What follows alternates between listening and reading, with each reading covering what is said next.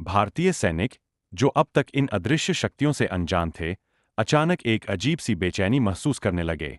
उन्हें लगा जैसे हवा में कुछ भारीपन है और एक अदृश्य खतरा उनके सिर पर मंडरा रहा है। जनरल विक्रम सिंह ने आकाश की ओर देखा। उन्होंने कुछ नहीं देखा, लेकिन उनके अंतर्ज्ञान ने उन्हें बताया कि कुछ भयानक होने वाला है। कैलाश पर्वत पर शिव ने लोंगवांग की अंतिम चाल को देखा। वह जानते थे कि यह सिर्फ एक ऊर्जा का गोला नहीं, बल्कि लोंगवांग का क्रोध, उसका अहंकार और उसकी सारी शक्ति का सार था। शिव ने अपनी आंखें बंद कीं और अपने भीतर की अनंत शक्ति को जागृत किया। उनके चारों ओर एक दिव्य प्रकाश फैल गया और उनका शरीर ब्रह्मांडीय ऊर्जा से चमकने लगा। उन्होंने अपनी भुजाएं फैलाईं और अपने तांडव नृत्य की मुद्रा में आए। उनके हर कदम से ब्रह्मांड में कंपन होने लगा। उन्होंने अपनी तीसरी आंख खोली और उससे एक तीव्र प्रकाश किरण निकली, जो सीधे लोंगवांग के ऊर्जा गोले की ओर बढ़ी। दोनों शक्तियां आपस में टकराईं, जिससे ब्रह्मांड में एक भयंकर विस्फोट हुआ। आकाश में रंगीन रोशनी फैल गई और धरती कांप उठी। लोंगवांग का ऊर्जा गोला शिव की तीसरी आंख की शक्ति के सामने टिक नहीं पाया। वह धीरे धीरे कमजोर पड़ने लगा और अंततः बिखर गया। लोंगवांग अपनी पूरी शक्ति खो चुका था, पीली नदी के नीचे वापस गिर गया। उसकी आंखें अब लाल नहीं, बल्कि बुझी हुई थीं। वह हार चुका था। भारत में लोगों ने राहत की सांस ली। उन्हें नहीं पता था कि क्या हुआ था, लेकिन उन्हें लगा कि एक बड़ा खतरा टल गया है। आकाश फिर से साफ हो गया था और नदियां फिर से बहने लगी थीं। भारतीय सैनिक, जो अब तक भ्रमित थे, अचानक एक नई ऊर्जा और आत्मविश्वास से भर गए। उन्होंने चीन की सेना को पीछे धकेलना शुरू कर दिया और इस बार कोई अदृश्य बाधा नहीं थी। युद्ध समाप्त हो गया। भारत विजयी हुआ। यह सिर्फ हथियारों की जीत नहीं थी, बल्कि आस्था, धैर्य और दिव्य शक्ति की जीत थी। शिव ने अपनी समाधि में वापस प्रवेश किया, लेकिन उनके माथे पर अब शांति थी। उन्होंने भारत को एक बार फिर बचाया था, यह दर्शाते हुए कि भारत की शक्ति सिर्फ उसकी धरती या उसके लोगों में नहीं, बल्कि उसके देवताओं और उसकी प्राचीन आध्यात्मिक विरासत में निहित है। लोंगवांग अपनी हार के बाद पीली नदी के गहरे पानी में शांत हो गया। उसने भारत की शक्ति को स्वीकार कर लिया था और उसे समझ आ गया था कि कुछ शक्तियां ऐसी होती है जिनसे लड़ा नहीं जा सकता, केवल सम्मान किया जा सकता है। भारत की धरती पर शांति लौट आई थी। हिमालय की चोटियां फिर से शांत थीं और गंगा का पवित्र जल बह रहा था। यह कहानी पीढ़ियों तक सुनाई जाएगी, एक अनुस्मारक के रूप में कि जब भी भारत पर कोई संकट आता है, उसकी दिव्य शक्तियां हमेशा उसकी रक्षा के लिए खड़ी रहती है और उसकी शक्ति ब्रह्मांड में सबसे ऊपर है। भारत, एक स्वतंत्र और शक्तिशाली राष्ट्र के रूप में, हमेशा अपने देवताओं की छत्रछाया में सुरक्षित रहेगा। एक दिन बीरबल उसके पास आए।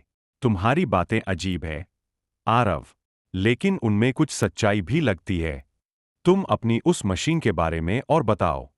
आरव ने देखा कि बीरबल की आंखों में जिज्ञासा थी, न कि केवल संदेह। वह मशीन मुझे समय के ताने बाने को मोड़ने की शक्ति देती है, लेकिन वह अब काम नहीं कर रही है। उसे ऊर्जा की आवश्यकता है और उसे ठीक करने के लिए मुझे उस तक पहुंचना होगा। वह शाही खजाने में है, जहां कड़ी सुरक्षा है, बीरबल ने कहा। तुम उसे कैसे वापस लोगे? मुझे नहीं पता, आरव ने ईमानदारी से कहा। लेकिन मुझे पता है कि मुझे यहां से निकलना होगा। मेरा समय यहां का नहीं है। आरव ने अपनी कोठरी का निरीक्षण किया। एक छोटी सी खिड़की थी, लेकिन वह बहुत ऊंची थी। दरवाजा लोहे का था और मजबूत कुंडी से बंद था। उसने अपनी जेब में रखे मल्टी टूल से एक छोटा सा पेचकस निकाला। उसने देखा कि दरवाजे के पास की दीवार में एक छोटा सा छेद था, शायद किसी पुराने पाइप के लिए। उसने उस छेद में पेचकस घुसाया और धीरे धीरे उसे बड़ा करने की कोशिश की। यह एक धीमी और थकाऊ प्रक्रिया थी, लेकिन उसके पास और कोई विकल्प नहीं था। रातें लंबी और ठंडी थीं। आरव ने अपनी योजना बनाई। उसे पता था कि शाही खजाने तक पहुंचने के लिए उसे महल के नक्शे की आवश्यकता होगी। उसने अपनी याददाश्त पर जोर दिया। उसने इतिहास की किताबों में फतेहपुर सीकरी के महल के कई नक्शे देखे थे। उसने अपने दिमाग में एक मार्ग बनाया। एक रात, जब पहरेदार बदल रहे थे, आरव ने अपने मल्टी टूल से दीवार में पर्याप्त बड़ा छेद कर लिया था। उसने धीरे से उस छेद से बाहर झांका। गलियारा खाली था। उसने खुद को बाहर निकाला और चुपचाप आगे बढ़ा। उसे पता था कि उसे जल्दी करनी होगी। वह महल के अंदरूनी हिस्सों में घुस गया। गलियारे भूल भुलैया जैसे थे। वह हर मोड़ पर सतर्क था, दीवारों के साए में छिपता हुआ। उसे याद आया कि शाही खजाना दीवाने खास के पास था, जहां अकबर अपने निजी मेहमानों से मिलता था। उसने उस दिशा में बढ़ना शुरू किया। अचानक उसे सामने से दो सैनिकों की आवाज सुनाई दी। आरव घबरा गया। उसने तेजी से पास के एक बड़े पर्दे के पीछे छिप गया। सैनिकों ने बात करते हुए उसके पास से गुजरे। आरव ने राहत की सांस ली। वह अंतः खजाने के कमरे के पास पहुंचा। दरवाजा विशाल था और उस पर एक बड़ा ताला लगा हुआ था। आरव को पता था कि वह इसे खोल नहीं पाएगा, लेकिन उसे यह भी याद था कि खजाने के कमरे के पास एक छोटा सा भंडारण कक्ष था जहां महल के पुराने सामान रखे जाते थे। अक्सर ऐसे कमरों की सुरक्षा कम होती थी। उसने भंडारण कक्ष का दरवाजा देखा। उस पर एक साधारण कुंडी थी। आरव ने अपने मल्टी टूल का इस्तेमाल किया और कुछ ही मिनटों में कुंडी खोल दी। वह अंदर घुस गया। कमरा धूल भरा था, जिसमें पुराने कपड़े, टूटे हुए हथियार और अन्य बेकार की चीजें पड़ी थीं। आरव ने अपनी आंखें घुमाईं। उसे पता था कि उसकी मशीन यहां नहीं होगी, लेकिन उसे एक विचार आया। उसने कुछ पुराने कपड़े और एक मिट्टी का दीपक उठाया। उसने अपने लाइटर से दीपक जलाया और उसमें कुछ कपड़े डाल दिए। धुआं उठने लगा। उसने जल्दी से दीपक को कमरे के एक कोने में रख दिया जहां वह दिखाई न दे। उसका लक्ष्य था एक छोटा सा, नियंत्रित धुआं पैदा करना जिससे अलार्म बजे और पहरेदार विचलित हों। जैसे ही धुआं फैलने लगा, उसने कमरे से बाहर निकलकर दरवाजा बंद कर दिया। कुछ ही पल में आग आग की आवाजें गूंज उठीं। सैनिक भागते हुए भंडारण कक्ष की ओर दौड़े। आरव ने इस मौके का फायदा उठाया। वह तेजी से खजाने के कमरे की ओर भागा। खजाने के कमरे के बाहर अब कोई पहरेदार नहीं था। वे सब धुएं की ओर भाग गए थे। आरव ने दरवाजे को देखा।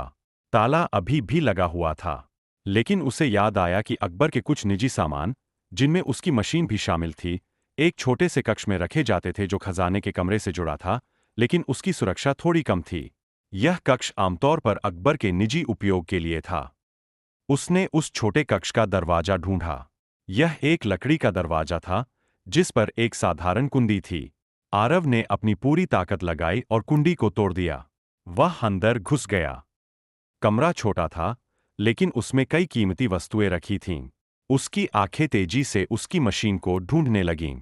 और वहां वह थी। एक छोटे से मखमल के कपड़े पर रखी हुई, उसकी कलाई की मशीन चमक रही थी। उसने उसे उठाया। मशीन पर अभी भी चेतावनी प्रकाश टिमटिमा रहा था, लेकिन अब वह हरा हो गया था, ऊर्जा बहाल। आरव ने उसे अपनी कलाई पर बांधा। उसने तुरंत वापसी का बटन दबाया, लेकिन कुछ नहीं हुआ। चेतावनी प्रकाश फिर से लाल हो गया। त्रुटि, ऊर्जा विसंगति, वापसी में देरी। वह अभी भी फंसा हुआ था। उसने अपनी जेब से स्मार्टफोन निकाला। स्क्रीन पर एक छोटी सी बैटरी आइकन चमक रहा था। उसने पावर बैंक को देखा। वह खाली था। उसे याद आया कि उसने पिछली रात उसे चार्ज करना भूल गया था। उसकी मशीन को वापसी के लिए एक अंतिम ऊर्जा की आवश्यकता थी, और उसके पावर बैंक में वह ऊर्जा नहीं थी। तभी उसे बाहर से सैनिकों की आवाज सुनाई दी। वे वापस आ रहे थे। वह यहां है, किसी ने चिल्लाया। आरव के पास समय नहीं था। वह जानता था कि उसे एक ऐसी जगह ढूंढनी होगी जहां वह अपनी मशीन को चार्ज कर सके, या कम से कम उसे एक अंतिम ऊर्जा मिल सके। उसे याद आया कि महल में एक जगह थी जहां सूर्य की ऊर्जा का उपयोग करके पानी गर्म किया जाता था। शायद वहां कुछ ऐसा मिल जाए जो उसकी मशीन को एक अंतिम धक्का दे सके। वह तेजी से कक्ष से बाहर निकला और महल की छत की ओर भागा। सैनिक उसके पीछे थे। उनकी तलवारें हवा में चमक रही थीं। आरव ने अपनी पूरी ताकत से दौड़ लगाई। वह गलियारों से गुजरा, सीढ़ियां चढ़ा और अंततः छत पर पहुंच गया। छत पर उसे कुछ बड़े धातु के परावर्तक दिखाई दिए, जो सूर्य की रोशनी को केंद्रित करने के लिए बनाए गए थे। वह जानता था कि ये परावर्तक ऊर्जा को केंद्रित करते हैं, और शायद वह अपनी मशीन को एक अंतिम चार्ज दे सके। सैनिक उसके ठीक पीछे छत पर पहुंच गए।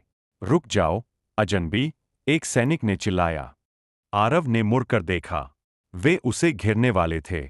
उसके पास कुछ ही क्षण थे। उसने अपनी कलाई की मशीन को परावर्तकों में से एक के केंद्र में रखा, जहां सूर्य की रोशनी सबसे तीव्र थी। उसने अपनी आंखें बंद कीं और आशा की। मशीन ने कंपन करना शुरू कर दिया। चेतावनी प्रकाश तेजी से टिमटिमा रहा था, लाल से हरा और फिर से लाल। सैनिक धीरे धीरे उसके करीब आ रहे थे। इसे पकड़ो, अकबर की आवाज गूंजी। अकबर खुद वहां आ गए थे। उनके चेहरे पर क्रोध और जिज्ञासा का मिश्रण था। आरव ने अपनी आंखें खोलीं। मशीन का प्रकाश अब स्थिर हरा हो गया था। यह काम कर गया, उसने फुसफुसाया। सैनिक उस पर झपटे। आरव ने अंतिम बार अकबर की ओर देखा। उनके चेहरे पर आश्चर्य का भाव था। उसने तेजी से वापसी का बटन दबाया।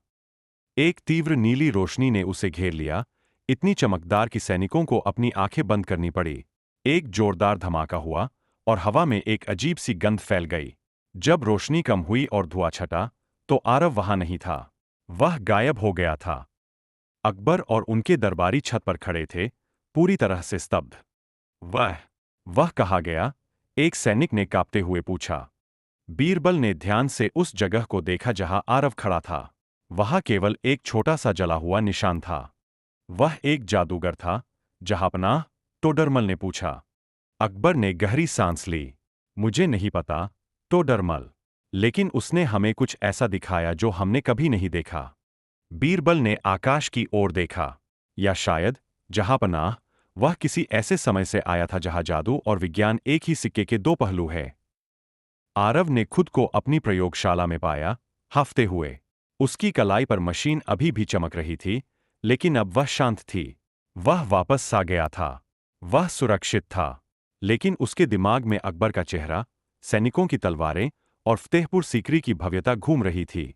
उसने एक ऐसी दुनिया देखी थी जो उसकी कल्पना से परे थी, और वह उसमें फंस गया था। यह एक ऐसा अनुभव था जिसे वह कभी नहीं भूलेगा। और उसे पता था कि यह केवल शुरुआत थी।